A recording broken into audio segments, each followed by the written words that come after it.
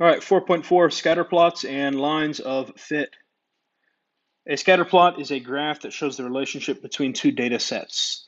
The two data sets are graphed as ordered pairs in the coordinate plane. Scatter plots can show trends in data, right? So a scatter plot might look something like this, where it compares quizzes on quiz one or scores on quiz one and quiz two, right? It could compare any two pieces of data that can be recorded mathematically or with numbers.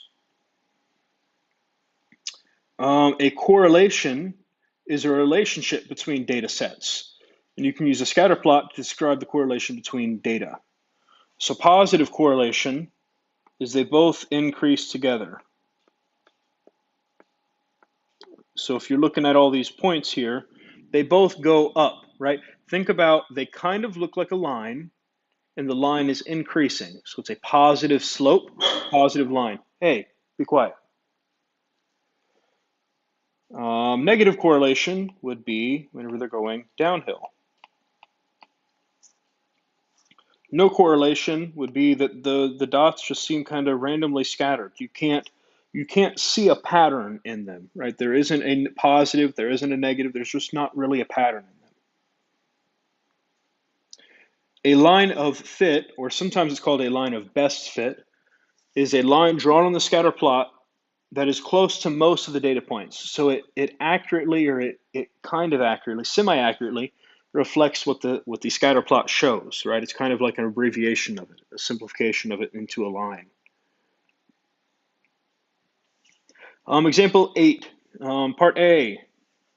What is the quiz 2 score of a student who scored an 18 on quiz 1? Well, on quiz 1, 18 would be right here. So that point. On quiz 2, it looks like they scored a 14.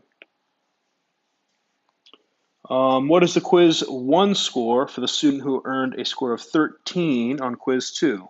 Well, on quiz 2, they scored a, where would a 13 be? Well, this would be 14, wouldn't it? So 13 would be here, so that would be 12.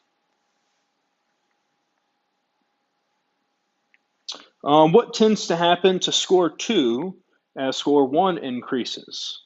Well, I could say as score 1 increases, score 2 would also increase. They're both getting higher.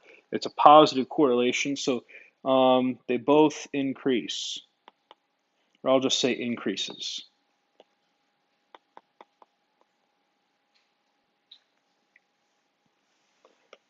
Now, we want to draw a line of best fit or a line of fit on this.